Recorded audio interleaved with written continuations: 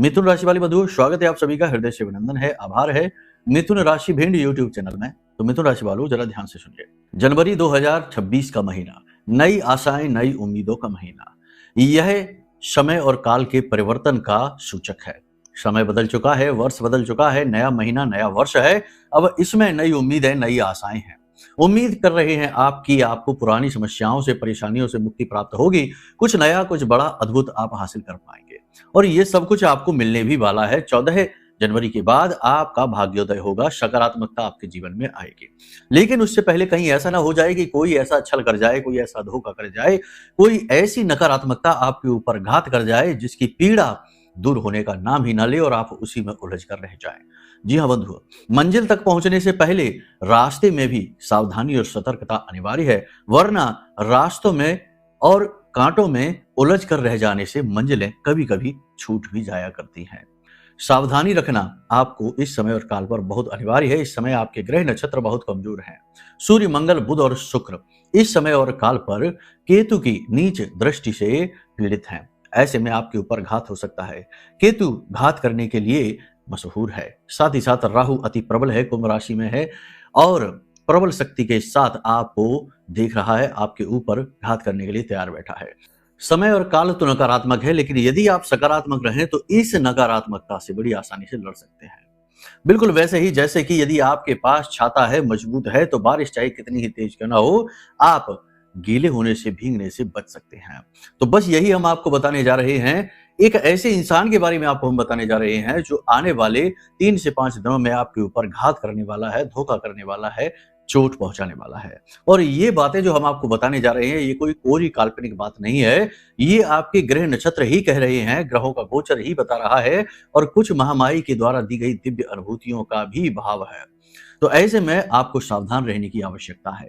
कुछ चीजें तो हम आपको हाल हाल में बता दें कि पैसे अपने संभाल कर रखिए। कोई बड़ा निवेश का फैसला इस समय और काल पर आप ना लें। वाहन आदि इस समय और काल पर संभल कर चलाएं और अपनी भविष्य की योजनाएं, अपनी गुप्त योजनाएं किसी के सामने उजागर ना करें, चाहे वह आपका कितना ही खास क्यों ना हो।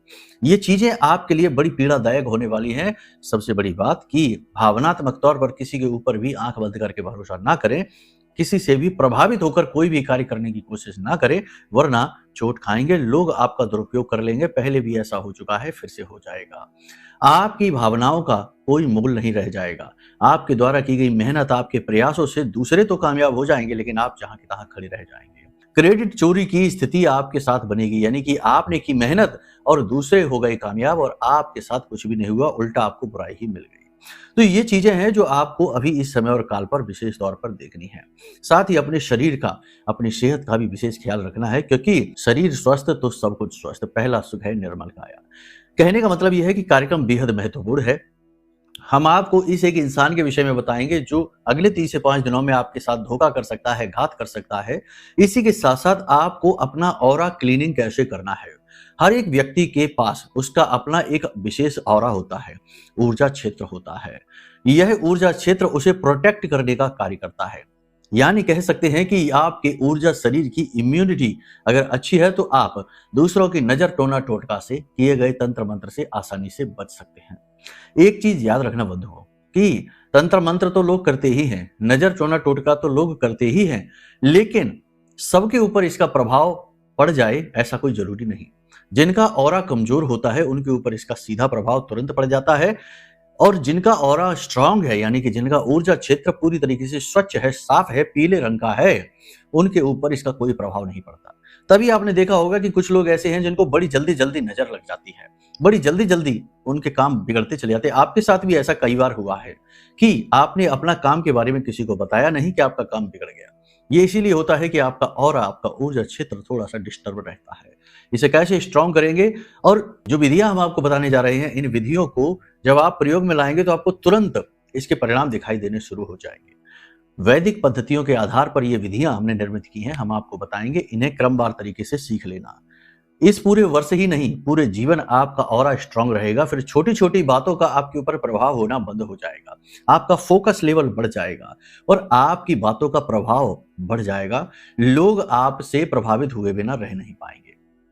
तो ये एक विशेष विधि है, 3-4 चरणों में होती है। इसके बारे में हम आपको बताएंगे। इसी के साथ साथ इस समय और काल पर किए जाने वाले दो बहुत ही शक्तिशाली उपाय जो आपको धन लक्ष्मी के अनुकूल बनाएंगे, आपके जीवन को, आपके आसपास के वातावरण को, यानी कि आपको एक चुंबक की तरह कर देंगे और धन लक्ष्मी आपकी ओर खींची चली आएगी। इसी के साथ साथ आपके जीवन में जो इस समय पर परेशानियां हैं, नेगेटिविटी हैं, उन्हें दूर करने का कार्य करेंगे। कार्यक्रम बेहद महत्वपूर्ण है, इसे देखना बहुत आवश्यक है, क्योंकि इस कार्यक्रम में इन सब के साथ साथ एक विशेष रोड मैप अगले 3 से 5 दिनों की सटीक 5 भविष्यवाणियों के साथ दिया जा रहा है। ये कार्यक्रम हमने बहुत ही मेहनत से बनाया है, आपके जीवन के सकारात्मक पहलुओं को विकसित करने के लिए और नेगेटिविटीज को दूर करने के लिए बहुत ही महत्वपूर्ण है, संजीवनी बूटी के समान है। इसे अंत तक जरूर देखना, तो हमारी मेहनत सफल होगी और आपका जीवन भी सफल होगा। तो चलिए बंधु, आज के इस कार्यक्रम को शुरू करते हैं। महामाई को याद करते हुए महामाई के दर्शन करिए। स्क्रीन पर महामाई का दृश्य आपको दिखाई दे रहा है, उनका विग्रह है। दर्शन करिए और पूरे भाव के साथ कमेंट बॉक्स में लिख डालिए, जय मां भद्रकाली कृपा करो। साथ ही साथ ये भी लिख देना कि मैं भी माई के परिवार का हिस्सा हूं। महामाई के परिवार का हिस्सा बनना छोटी मोटी बात नहीं है, सौभाग्य की बात है, और यह सौभाग्य आपको खुद चलकर आपके घर आकर मिला है। इसे जाने मत देना। कुछ लोग इसमें भी कंजूसी कर जाते हैं, कोई बात नहीं। चलिए एक विशेष सूचना आपको दिए देते हैं कि 19 जनवरी से गुप्त नवरात्रि का महापर्व प्रारंभ हो रहा है, शक्ति का जागरण हो रहा है। और ये जो नवरात्रि है, ये कोई छोटी मोटी नवरात्रि नहीं है, इन्हें शैव नवरात्रि कहा जाता है। और ये जो नवरात्रि है, ये साधनाओं के लिए होती है, तंत्र मंत्र के लिए होती है, शक्ति जागरण के लिए होती है, यानी कि अत्यंत शक्तिशाली होती है। तो इस महानवरात्रि में हम विशेष अनुष्ठान करने जा रहे हैं। हम तो खुद करेंगे ही, हमारा तो ये कर्म है, हमारा धर्म है, लेकिन आपको भी हम मौका अवसर देते हैं कि यदि आप चाहें तो इस महानुष्ठान में भाग लेकर अपना कल्याण खुद कर सकते हैं, महामाई का आवाहन अपने आंगन में करवा सकते हैं। ठीक है, साक्षात तो नहीं, कम से कम उनके ऊर्जा स्वरूप के तो प्राकट्य आप करा ही सकते हैं।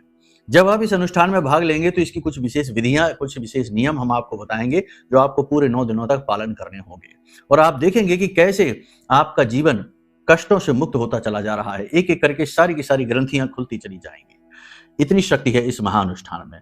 तो अगर आपको इसमें भाग लेना है तो नंबर वीडियो में दिए गए हैं, इन नंबरों पर फोन कर लेना। सारी जानकारी आपको विस्तार से समझा दी जाएगी। नियम विधि विधान भी हैं, वे भी आपको बताए जाएंगे। याद रखना कि भाव मन में होना अत्यंत आवश्यक है। केवल फॉर्मेलिटी के लिए भाग ले लेने से काम नहीं चलेगा, माई के प्रति भाव भी रखना होगा। सिखा हम देंगे कि कैसे करना है, क्या करना है, लेकिन करना आपको ही पड़ेगा।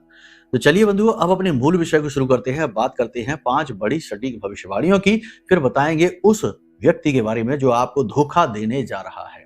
तैयार रहना उसके लिए।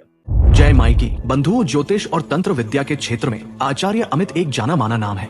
पूज्य गुरुदेव के साधनाओं और ज्योतिष विद्या के अनुभव बेहद दिव्य है। जी हाँ, पूज्य गुरुदेव ने जिसकी भी कुंडली का विश्लेषण किया और कुंडली के अनुसार उसे सटीक उपाय व महामाई माँ बगलामुखी की विशेष कृपा दी, उसके जीवन में सकारात्मक बदलाव तो आए ही है। फिर चाहे समस्या कितनी ही कठिन क्यों ना हो, समाधान तो अवश्य हुआ है। अब ऐसे में यदि आप भी अपने जीवन की किसी बड़ी समस्या से जूझ रहे हैं, जैसे कि कर्जा बढ़ता ही जा रहा है, काम धंधा और व्यापार सब रुक चुका है, रिश्ते नातों में तनाव हद से ज्यादा बढ़ गया है, पूरा जीवन ही नकारात्मकताओं से भर गया है, तो ऐसे में यही सही समय है जब आप श्रेष्ठ गुरु से मार्गदर्शन प्राप्त करें और जीवन के अंधकार को समाप्त कर दिव्य प्रकाश की ओर कदम बढ़ाएं। वीडियो में दिए गए नंबरों पर तुरंत संपर्क करिए और अपनी कुंडली का विश्लेषण व समाधान पूज्य गुरुदेव के द्वारा करवा लीजिए। देर ना करें, आपके देवी देवताओं के आशीर्वाद से ये मौका खुद चलकर आपके पास आया है, इसे गंवाना नहीं है। अभी फोन करें और गुरुदेव से मार्गदर्शन प्राप्त करें। महामाई आपका कल्याण करें। धन्यवाद। चलिए बात करते हैं।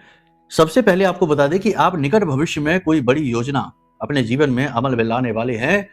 कुछ बड़ा कार्यभार, कोई बड़ी योजना, कोई बड़ा काम आप करने जा रहे हैं, जिसके लिए आपके मन में थोड़ा बहुत डर का भाव है। हालांकि आपको अपनी ऊर्जा, अपने आत्मविश्वास, अपनी शक्ति पर पूरा भरोसा है। आप सफलता तो हासिल कर ही लेंगे, लेकिन कहीं ना कहीं थोड़ी बहुत नेगेटिविटी, थोड़ा बहुत नकारात्मकता है। मन में डर का भाव है कि होगा काम कि नहीं होगा, नहीं हुआ तो क्या हुआ। थोड़ा बहुत डर भाई इसके लिए है। हालांकि आपका कॉन्फिडेंस, आपका आत्मविश्वास बढ़ा हुआ है, यानी शारीरिक ऊर्जा और मानसिक ऊर्जा आपकी बढ़ी हुई है। फिर भी बीच बीच में थोड़ी बहुत नेगेटिविटी आती रहेगी, नकारात्मकता आती रहेगी और आपको स्ट्रेस, तनाव देकर रखेगी। कार्यस्थल पर कोई बड़ा बदलाव करने से बचें। नौकरी बदलना चाहते हैं तो ये समय सही नहीं है, अनुकूल नहीं है, नौकरी बदलने के बारे में ना सोचें। नौकरी में भी कोई बड़ा बदलाव करना चाहते हैं तो ना करें, जैसे ड्यूटी वगैरह बदलना चाहते हैं, ऑफिस बदलना चाहते हैं, कुछ भी ऐसा काम जो कि बड़ा बदलाव है वो ना करें, ज़्यादा बेहतर रहेगा। निकट भविष्य में आपको खुद ही अवसर ऐसे प्राप्त हो जाएंगे जो आपके लिए सकारात्मक रहेंगे और बदलाव आपके लिए अनुकूल होंगे। लेकिन इस समय आप ना करें, जरूरत से ज्यादा प्रयास किसी भी चीज के लिए ना करें। अगर कोई इंसान आपसे रूठा हुआ है तो उसे मनाने के लिए जरूरत से ज्यादा प्रयास ना करें। यदि आप लॉस में हैं तो लॉस को दूर करने के लिए जरूरत से ज्यादा दिमाग पर प्रेशर ना डालें, जरूरत से ज्यादा जोर ना लगाएं। कर्जा किसी से लेने की कोशिश ना करें। यदि लोन वगैरह बैंक से मिलता है तो ले लें, कोई समस्या नहीं है, वो एक अलग विधि है। लेकिन कर्जा अपने जीवन को आसान बनाने के लिए, जरूरतों की पूर्ति के लिए किसी से लेने की कोशिश ना करें। जरूरत से ज्यादा जोर लगाना आपके लिए तनावपूर्ण रहेगा। परिस्थिति तो नहीं बदलेगी, आपका जीवन में तनाव, स्ट्रेस जरूर बढ़ जाएगा। जिन चीजों के बारे में आप कुछ कर नहीं सकते हैं, जो बातें आपके हाथ की नहीं है, उन बातों के बारे में सोच सोच कर अपने आप को दुख देना, अपने आप को कष्ट देना ठीक नहीं है। इस स्थिति को चिंता में रहना कहते हैं और चिंता अच्छी बात नहीं होती है। हमारे ऋषि मुनियों ने, हमारे पुरखे पूर्वजों ने, सभी ने हमको यही सिखाया है कि देखो, चिंता करने से कुछ हो नहीं जाता है। चीजें तो तभी बदलेंगी जब उनका समय आएगा, यानी कि ईश्वर जब चाहेंगे। इसीलिए चिंता करने से केवल आप अपने आप को ही नुकसान पहुंचा रहे हैं और अपने आसपास के लोगों को भी नुकसान पहुंचा रहे हैं। जो आपसे बहुत प्रेम करते हैं वो भी आपको चिंतित देखकर दुखी और परेशान होते हैं। याद रखना कि चिंता और चिता में केवल एक ही बिंदु का तो अंतर है। चिंता चिता समानास्ति, बिंदु मात्र विशेषता। तो इस बिंदु को अपने जीवन में न लेकर आइए और चिंता से दूर रहिए। ठीक है, विचार करिए कि आपको क्या करना है, कैसे करना है, विचारशील बनिए, लेकिन चिंतित ना होइए। ठीक है, आप अपनी बौद्धिक क्षमता का पूरा प्रयोग कर पाएंगे। किसी प्रकार की बौद्धिक चर्चा में आप शामिल होंगे, धार्मिक चर्चा में शामिल होंगे, जहां आपके तर्क, आपकी भाषा शैली से लोग प्रभावित होंगे। सामाजिक वर्चस्व आपका बढ़ेगा। आप धार्मिक और सामाजिक कार्यों में बढ़ चढ़कर भाग लेंगे। इससे समाज में आपकी मान प्रतिष्ठा बढ़ेगी। हो सकता है कि घर में आपकी स्थिति ठीक इसके ऑपोजिट हो। किसी बात को लेकर घर में तनावपूर्ण स्थिति रह सकती है। हो सकता है कि प्रॉपर्टी का बंटवारा हो सकता है कि फैमिली बिजनेस का बंटवारा हो सकता है कि किसी प्रकार की कोई बेईमानी, कोई पुरानी बात, कोई चर्चा ऐसी चल रही हो, या निकट भविष्य में आने वाला कोई बड़ा खर्चा हो जिसको लेकर परिवार में थोड़ा बहुत स्ट्रेस का वातावरण रहेगा। भाइयों के साथ तालमेल थोड़ा सा बिगड़ा दिखाई देगा और घर के बड़े बुजुर्ग भी आपका साथ नहीं देंगे। वो भी आपके लिए विरोधी बातें करते दिखाई देंगे, चाहे भले ही आप अपने स्थान पर ठीक हो, सही हो। किसी प्रकार के विशेष धार्मिक अनुष्ठान में या धार्मिक यात्रा पर जाते हुए आप दिखाई दे रहे हैं। धर्म में जाना, धार्मिक यात्रा पर जाने का उद्देश्य केवल मौज मजा नहीं है। सचमुच में अध्यात्म की ओर आपकी रुचि जाग रही है। सचमुच में ईश्वर से आप जुड़ना चाहते हैं। इसलिए आप धार्मिकता के भाव को प्रमुखता इस समय काल पर देंगे। किसी भी नया कार्य, नए व्यापार को शुरू करने के लिए समय बिल्कुल भी सही नहीं है। पैसे का निवेश भी सोच समझकर करना है। कोई बड़ा पैसे का इन्वेस्टमेंट, निवेश भी समय काल पर न करें, ये समय सही नहीं है। किसी प्रकार की अवांछित यात्रा, यानी कि बिना मन के की गई यात्रा हो सकती है निकट भविष्य में, अगले 3 से 5 दिनों में, जो आपके लिए कष्टकारी रहेगी। इस समय और काल पर आपके ऊपर काम बहुत रहेगा, कुछ मानसिक और कुछ शारीरिक। तो दोनों ही तरीके का काम आपको थकाएगा, यानी कि आपके ऊपर स्ट्रेस, तनाव बढ़ेगा। आप थके हुए महसूस करेंगे, थकान आपको महसूस होगी, जिसका प्रभाव आपकी वाणी, आपकी भाषा शैली पर भी दिखाई देगा और आप थोड़े चिड़चिड़े हो जाएंगे, क्रोध में भर जाएंगे और आपके वातावरण को आप खुद ही खराब करने लगेंगे। जीवन साथी के प्रति थोड़ा बहुत तनाव की स्थिति रह सकती है, हालांकि तालमेल ठीक ठाक रहेगा। जीवन साथी की सेहत की थोड़ी बहुत चिंता आपको रह सकती है। थोड़ा बहुत किसी बात को लेकर नोक झोंक भी हो सकती है, लेकिन सब कुछ बाद में नॉर्मल हो जाएगा। कोई बुरी बात नहीं होगी, डराने वाली कोई बात नहीं है। लेकिन फिर भी कहीं ना कहीं आपको अपने बीच में प्रेम तत्व की कमी का एहसास होगा। प्रेमियों की बात करें तो एक दूसरे के साथ तालमेल बिठाने की कोशिश करें, क्योंकि आप दोनों के बीच में तनाव 100% होगा ही। किसी तीसरे व्यक्ति की बात यदि मानेंगे तो आपका रिश्ता अवश्य ही खराब हो जाएगा।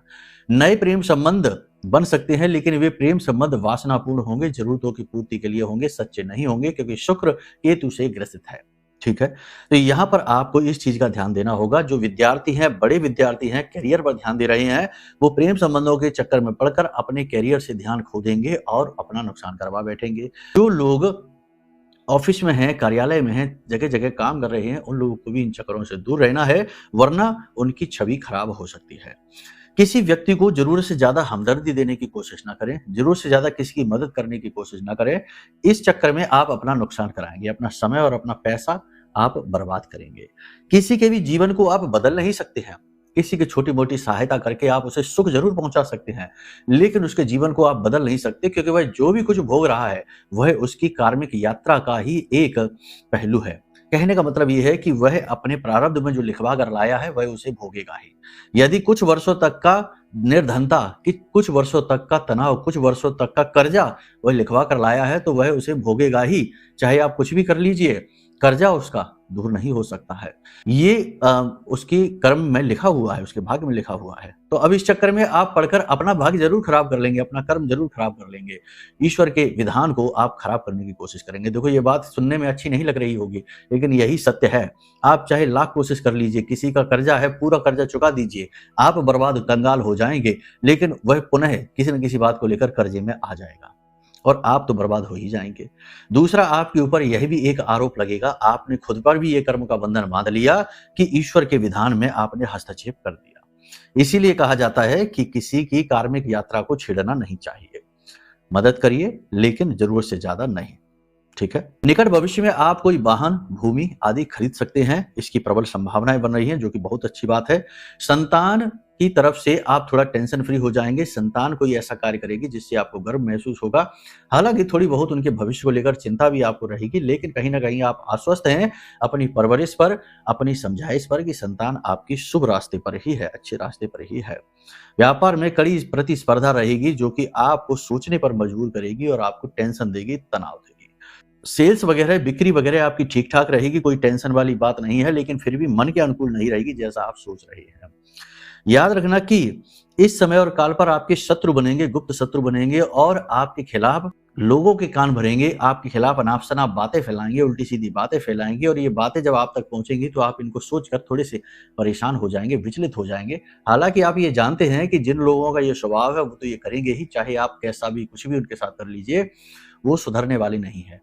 और आप उनके जैसा व्यवहार उनके साथ कर नहीं सकते, आप उनके स्तर तक नीचे जा नहीं सकते, क्योंकि आप का जो अंदर से सॉफ्टवेयर है, जो आपके विचार है, आपकी जो आत्मा है, वो उस स्तर तक कभी गिर नहीं सकती है। तो ये चीज़ें थोड़ी-सी स्ट्रेस ज़रूर क्रिएट करेंगी आपकी लाइफ में, लेकिन आप बड़ी आसानी से चीज़ों को सँभाल लेंगे।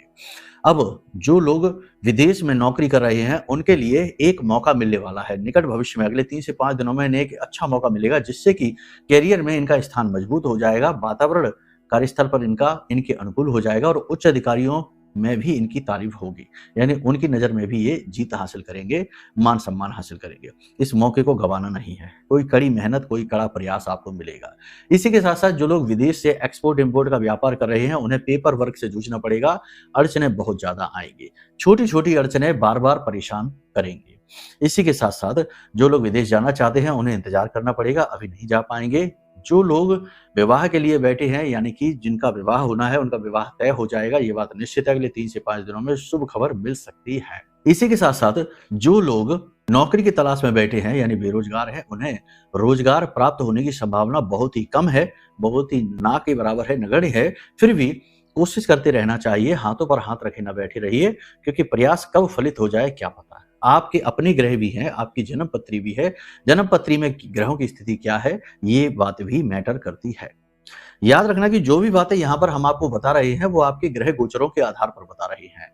गोचर की स्थिति अलग होती है और जन्म पत्री में आपके जो ग्रह बैठे हैं, उनकी स्थिति एकदम अलग होती है। हो सकता है कि कुछ बातें जो हम आपको बता रहे हैं, वो आपके जीवन काल से बिल्कुल मैच ही ना करें और कुछ पूरी तरह से मैच कर जाएं, क्योंकि वो गोचर के अनुसार जो आपकी जन्म पत्री में ग्रह बैठे हैं, वो तो मैच करेंगे और जो नहीं बैठे हैं, वो मैच नहीं करेंगे। जैसे मानकर चलते हैं, आपकी जन्म पत्री में, जन्म कुंडली में कोई पाप ग्रह योग बना बैठा है, जैसे कि शनि और केतु का पितृदोष जैसा ही बना है। पितृदोष तो नहीं है, लेकिन इसे शापित दोष कहते हैं। ये बना है, तो अब इसके रहते ये बहुत बड़ा बाधा दोष है। तो इसके बने रहने की वजह से कोई भी शुभ घटना आपके जीवन में आएगी नहीं। आएगी भी तो आप उसका लाभ ले पाएं, आनंद ले पाएं, उससे पहले ही वह आपसे छिन जाएगी। किसी और के कर्मों की सजा आपको भोगनी पड़ेगी। आप भले ही अच्छे बने रहिए, तब भी आपके ऊपर आंचल लगते रहेंगे, आरोप लगते रहेंगे। इसी प्रकार यदि केतु और गुरु का योग बना हुआ है, तो इसमें भी स्थिति कुछ-कुछ ऐसी ही होती है। आपका ज्ञान आपके काम नहीं आएगा, आपके ज्ञान के सहारे दूसरे तरक्की कर जाएंगे, आगे बढ़ जाएंगे, लेकिन आप अपने ज्ञान का कभी भी उपयोग अपनी तरक्की के लिए नहीं कर पाएंगे। अपने आप में आप बुद्धू ही साबित होंगे, दूसरों के लिए चाहे आप सलाह दें, कुछ भी करें, लेकिन उनकी उन्नति खूब होगी। यानी दूसरों के लिए आप लकी हैं, लेकिन अपने लिए आप अनलकी रहेंगे। तो ये कुछ ऐसे ग्रह योग, ऐसे बहुत सारे ग्रह योग होते हैं, बहुत सारे बाधा कारक योग होते हैं, जिनको जानना बेहद आवश्यक है। अब यदि आप सचमुच में अपने जीवन में परिवर्तन चाहते हैं, सचमुच में आप चाहते हैं कि हाँ, आपकी उन्नति हो, आप कुछ बड़ा करें, आपके प्रयास फलित हो, तो सबसे पहला काम आपको ये करना है कि अपनी कुंडली का आकलन जरूर कराना है। कुंडली का आकलन कराने से पता चलेगा कि ग्रह स्थितियां क्या हैं, सूर्य की क्या स्थिति है, गुरु की क्या स्थिति है, मंगल की क्या स्थिति है। गुरु कुंडली का आधार है, मंगल कुंडली की ऊर्जा है, सूर्य कुंडली का अभिमान है, बुध कुंडली की बुद्धि है। ऐसे ही हर ग्रह का अपना एक महत्व होता है। अब इनकी स्थितियां बताएंगी कि आपके जीवन में क्या आएगा, क्या नहीं आएगा। और याद रखना कि चाहे कोई भी इंसान हो, कुंडली से यानी ग्रह नक्षत्रों से ऊपर नहीं जा सकता, जब तक कि उसके ऊपर साक्षात दैवीय कृपा ना हो जाए। कहने का मतलब यह है कि ये सही और समय और काल है जब आप अपनी कुंडली का आकलन कराइए और अपने बारे में सच्ची रिपोर्ट जानिए, सच्चा ज्ञान हासिल करिए कि आप क्या लेकर आए हैं इस संसार में, और इस संसार में आपके आने का उद्देश्य क्या है, आपके इष्ट देव कौन है। बहुत सारी बातें होती हैं जो बताई जाती हैं। यदि करवाना चाहते हैं कुंडली आकलन तो कोई बात नहीं है, हम आपकी सेवा में तैयार हैं। महामाई ने हमें यहाँ इसीलिए बिठाया है। नंबर वीडियो में दिया गया है, इस पर फोन करिए, सारी जानकारी आपको प्राप्त होगी। कुछ लोग यहाँ पर ये भी कहते हैं कि हमारे पास तो डेट ऑफ बर्थ नहीं है, हमारी कुंडली ही नहीं है, हम क्या करें। तो इसके भी कई मार्ग हैं। आपका कोई रक्त संबंधी है, उसके आधार पर कुंडली बनती है। आपका चेहरा देखकर और आपके प्रश्न पूछकर प्रश्न कुंडली बनती है। फेस रीडिंग होती है। बहुत सारे तरीके हैं। प्रॉब्लम का सॉल्यूशन होगा, ये बात निश्चित है। बस फोन एक बार जरूर करिए। अब यदि मन में शंका आ जाती है, भेद आ जाता है, डाउट आ जाता है, तो बिल्कुल कॉल मत करना। कुछ भी काम नहीं करेगा जो हम आपको बता देंगे, चाहे उपाय हो, चाहे क्रिया हो, चाहे समाधान हो, चाहे कुंडली के योग हो, कुछ भी फलित नहीं होगा। क्योंकि जहां विष का वास हो गया वहां ये चीजें काम नहीं करती है, क्योंकि ये चीजें भाव की भूखी होती हैं। ये चीजें विश्वास पर ही चलती हैं। ठीक है, मंदिर भी आप जाते हैं तो पत्थर की मूर्ति है, उसमें भी आपको विश्वास है कि यहाँ भगवान रहते हैं, इसलिए पूरे भाव के साथ हाथ जोड़कर खड़े रहते हैं। वरना वहां पर भी अगर अविश्वास आ जाए और विष आ जाए मन में, तो वहां पर भी लोग ये कहने लगते हैं कि यहाँ क्यों आना, ये तो पत्थर की मूर्ति है। ऐसे मूर्ख लोग ये भी बातें करते दिखाई देते। तो विश्वास है तो ही कॉल करना, ठीक है, वरना कोई जरूरत नहीं है कॉल करने की, कुछ काम बनेगा नहीं आपका। साथ ही साथ इस नव वर्ष में महामाई की साक्षात कृपा को हासिल करने का सबसे सरल मार्ग है यह महारक्षा कवच, जो हमने अपनी साधना के बल से आपके लिए तैयार किया है। ब्रह्मास्त्र विद्या मां बगलामुखी के सबसे शक्तिशाली मंत्र से यह अभिमंत्रित है, जागृत है। मां बगलामुखी कोई साधारण शक्ति नहीं है। स्वयं ब्रह्मा ने, स्वयं विष्णु ने, भगवान श्री राम ने और भगवान श्री कृष्ण ने और पांडवों ने भी इनकी पूजा साधना की है। शास्त्रों में इनके बारे में बहुत विशेष विधान लिखे हुए हैं। सब कुछ आपको मिल जाएगा जब आप इस कवच को धारण करेंगे, क्योंकि यह हमने अपनी साधना बल से जागृत किया हुआ है। तो इसे भी आप मंगा सकते हैं। अब यहां तक सारी बात आपने समझ ली। अब ध्यान से सुनिए, आपको बताते हैं उस एक इंसान के बारे में, क्योंकि उसी से तो हमने काम शुरू किया था, कार्यक्रम शुरू किया था। ध्यान से सुनिए। जिनका जन्मांक 7, 4, 8 और 5 है, इन लोगों से आपको दूर रहना है अगले 3 से 5 दिनों में या 7 दिनों में। इनमें से यदि कोई व्यक्ति, यानी जिनका जन्मांक ये है, यानी कि मानकर चलते किसी का जन्म 25 तारीख को हुआ है तो उसका जन्मांक 7 हो गया, किसी का जन्म 22 तारीख को हुआ, 4 तारीख को हुआ या 13 तारीख को हुआ तो उसका जन्मांक 4 है। तो ऐसे लोगों से आपको दूर रहना होगा। ये लोग आपको 101% धोखा देंगे ही देंगे। ठीक है। हाँ, एक चीज है कि अगर आपकी जन्म पत्री में इन ग्रहों की स्थिति अच्छी है, जैसे राहु की स्थिति अच्छी है, केतु की स्थिति अच्छी है, जैसे शनि की स्थिति अच्छी है या फिर शुक्र की स्थिति अच्छी है, तो ये लोग आपको धोखा शायद ना दें, लेकिन प्रबल संभावना है इस समय पर कि ये आपको धोखा देंगे। दूसरा कि वह इंसान जो आपसे किसी बात से बहुत बुरी तरीके से चिढ़ा हुआ बैठा है, बुरी तरीके से आपसे जलन खाता है, आपने कुछ ऐसा कर दिया है जिससे किसी का बहुत नुकसान हो गया, अनजाने में ही सही, मजबूरी में ही सही, लेकिन उसका बहुत नुकसान हो गया। इस समय और काल पर शत्रु योग है, प्रबल संभावना है, केतु से दृष्ट है आपके शक्तिशाली ग्रह, तो इस बात की प्रबल संभावना बनती है कि वह व्यक्ति भी आपके ऊपर घात कर सकता है। तो क्या करें? किसी के घर भोजन जाकर ना करें, घर जाकर भोजन करना अवॉइड करें। एकांत में किसी व्यक्ति के साथ जाकर रमण करना, यानी कि पार्टीबाजी करना छोड़ दें, ऐसा ना करें। लेट नाइट किसी व्यक्ति के साथ घूमना, क्योंकि लोग मीठी मीठी बातें करके जाल में फंसाएंगे और फिर घात कर देंगे। आजकल न्यूज वगैरह में आप देख ही रहे होंगे, जो हादसे होते हैं वो जरूरी नहीं कि दूसरों के साथ ही होते रहे, कभी कभी आप समझ सकते हैं, हम कहना नहीं चाहते ये बातें। तो समझदारी ही बचाव है। तो किसी व्यक्ति के साथ लेट नाइट पार्टी वगैरह नहीं करनी है, किसी पर आंख बंद करके भरोसा नहीं करना, किसी के द्वारा दी गई कोई चीज सीधे खा नहीं लेनी है, अपना वाहन किसी को चलाने के लिए नहीं देना, अपने वस्त्र किसी को पहनने के लिए नहीं देना है। इससे आप बहुत सारी चीजों से पहले ही बच जाएंगे। लेकिन इन सब के साथ साथ आपको ये 3 विधियां करनी है। पहली विधि ये कि जब आप रोज सोकर जागे सुबह, तो उस समय याद रखिए कि आप पूर्ण चेतन नहीं हो पाए हैं, अचेतन और चेतन के बीच की अवस्था में हैं। इसीलिए आप देखते होंगे कि आप एकदम सुस्त से रहते हैं। लोग अक्सर ये बात कहते हैं कि सुबह के समय शांत रहिए, शोर-शराबा ना करिए, क्योंकि वह अवस्था होती है जब हमारा मन मस्तिष्क अचेतन अवस्था से चेतन अवस्था में जा रहा होता है। तो उस अवस्था में हम कुछ ऐसा कर सकते हैं जिससे हमारा ऊर्जा शरीर स्ट्रांग होता है, पीले रंग का हो जाता है। वो क्या क्रिया है? वो क्रिया ये है कि हम उस समय और काल पर जैसे ही हम सोकर जागे अपने ही बिस्तर पर पालथी मारकर बैठ जाएं और आंख बंद करके बैठे रहें और अपने कुटी पर यानी कि अपनी दोनों आंखों के बीच में जहां हमारा आज्ञा चक्र होता है, वहां पर जो आज्ञा चक्र होता है उस पर ध्यान लगाने की कोशिश करें। 10 से 5 मिनट के लिए आप वहां पर ध्यान लगाएंगे तो आपको वहां पर एक रोशनी जलती हुई सी दिखाई देगी। हो सकता है अलग-अलग रंगों की आपको रोशनी वहां दिखाई दे, लेकिन अगर आपको वहां पर पीले रंग की रोशनी जलती दिखाई देती है तो समझ लेना, यानी पीले रंग का प्रकाश जलेगा बुझेगा ऐसे करके होगा। पीले रंग का प्रकाश दिखाई देता है तो समझ लो कि आपका ऊर्जा क्षेत्र क्लीन है, साफ सुथरा है, आपका कोई कुछ नहीं बिगाड़ पाएगा। लेकिन यदि अन्य रंगों की दिखाई देती है, जैसे नीले रंग की दिखती है, लाल रंग की दिखती है या किसी अन्य रंग की दिखती है, तो आपको वहां पर थोड़ी देर के लिए यह अभ्यास करना है। उसके बाद आपको बहुत ही मैच्योर स्पिरिचुअल थॉट को अपने दिमाग में लेकर आना है, और वो क्या है? वो ये है कि आप सोचिए कि यह जो संसार है यह सिर्फ क्षणिक और नश्वर संसार है, स्थूल संसार है, और इस संसार में आपका आना सिर्फ एक पल की घटना है। लेकिन असल में आप उसी ब्रह्म का एक हिस्सा हैं, उसी ब्रह्म का एक भाग हैं। ईश्वर तत्व आपके अंदर भी विराजमान है, लेकिन आप माया के वशीभूत होकर विस्मृत हो चुके हैं। तो आप उस ईश्वर तत्व का अनुभव करने की कोशिश करिए, अपने शरीर से हटकर सोचिए, आपके मन मस्तिष्क को फोकस करिए उस विषय पर कि आप अपना शरीर नहीं हैं, आप ये दुनिया का हिस्सा नहीं हैं, आप इस संसार का हिस्सा नहीं हैं, आप इस समस्या का हिस्सा नहीं हैं, आप इस परिवार का हिस्सा नहीं हैं। जो कुछ भी इन सब का हिस्सा है वह यह पंच तत्वों से बना हुआ शरीर है, लेकिन जो जीव आपके अंदर बैठा हुआ है वह उस परम तत्व का हिस्सा है, यानी कि ईश्वर से, ब्रह्मांड से अपने कनेक्शन को और स्ट्रांग बनाने की कोशिश करिए। ये बहुत शक्तिशाली क्रिया है, इसमें समय लगता है, एकदम से ये नहीं हो पाएगा। इसी के साथ साथ जब आप ये कर लें तो फिर जमीन पर यानी कि पैर रखने से पहले जमीन पर अपनी मध्यमा उंगली को स्पर्श कराइए, और स्पर्श कराने के बाद अपने आज्ञा चक्र पर इसे थोड़ा सा देर के लिए लगा कर रखिए। इससे आपका आज्ञा चक्र एक्टिवेट होगा और आपका ऊर्जा क्षेत्र क्लीन होना शुरू हो जाएगा। अब अपनी क्रिया शुरू करिए, यानी कि अपनी हथेलियों को देखिए और कराग्रे वसते लक्ष्मी कर मध्य सरस्वती कर मूले च गोविंदा प्रभाते कर दर्शनम, इस मंत्र का जाप करिए और हाथों को मल के अपने चेहरे पर लगाइए।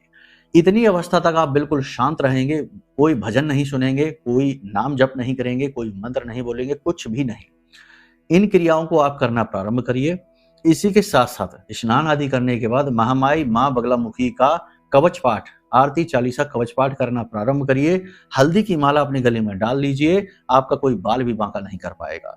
अब ये कवच पाठ आपको कहां से मिलेगा? नंबर वीडियो में दिया गया है, आप इन नंबरों पर फोन करिए, हम आपको यहां से पूरा PDF भेज देंगे जिसमें आरती चालीसा कवच पाठ रहेगा। आप उससे आराम से पाठ कर पाएंगे। पूजा पाठ की विधि का भी वीडियो आपको भेज देंगे आपके WhatsApp नंबर पर, ठीक है? और ये बिल्कुल मुफ्त रहेगा, ठीक है? अब यहां तक सारी चीजें आपने समझ ली है। जितनी सहायता हम आपकी कर सकते हैं उतनी हम करने की कोशिश करते हैं, लेकिन कुछ चीजों का मूल्य भी रहता है। कुंडली आकलन का मूल्य है। महारक्षा कवच, ब्रह्मास्त्र विद्या माँ बगलामुखी का जो आप मंगाएंगे, यह जो महारक्षा कवच है इसका भी मूल्य रहता है, क्योंकि ये सारी चीजें हमें बाहर से खरीदनी पड़ती हैं। हमारे घर में फैक्ट्री नहीं है, हम बनाते नहीं ये चीजें, हम तो केवल अभिमंत्रित करते हैं, जागृत करते हैं माई के मंत्रों से। तो इन सब चीजों का मूल्य रहता है, ठीक है? कहने का मतलब ये है कि सेवा जितनी हमसे बनती है उतनी करते हैं, और कुछ चीजें जो मूल्य रहता है उनमें भी हम बहुत संकोच करने की कोशिश करते हैं। बाकी सारी बातें आपको जो जाननी है उसके लिए वीडियो में नंबर है, उन पे आप फोन करिए, आपकी सारी शंकाओं का समाधान किया जाएगा, ठीक है? टेंशन की कोई बात नहीं है। तो अब यदि मन में कोई प्रश्न उठे, जैसे कुंडली आकलन कराना है, महाअनुष्ठान में भाग लेना है, ब्रह्मास्त्र विद्या माँ बगलामुखी का महारक्षा कवच मंगाना है, कुछ भी जानना है तो नंबर वीडियो में दिया गया है, इन नंबरों पे फोन कर लेना, आपको सब कुछ हम बताएंगे। ठीक है, तो चलिए बंधुओं, कार्यक्रम को यही विराम देते हैं। प्रेम से बोलिए जय माई की, जय माँ बगलामुखी। हमारे प्रिय और परम पूज्य आचार्य जी ने अपनी साधनाओं के अनुभवों पर आधारित शक्तिशाली उपाय और क्रियाओं के माध्यम से हजारों लोगों के जीवन को पूरी तरह से बदला है। आचार्य जी के द्वारा बताया गया हर एक उपाय इतना सटीक और कारगर होता है कि जो भी इसे पूरे भाव के साथ कर लेता है उसे साक्षात महामाई की कृपा और आशीर्वाद प्राप्त हो जाती है। इसलिए निसंकोच इन उपायों को पूरे भाव के साथ करिए, आपका कल्याण होगा। जय माई की।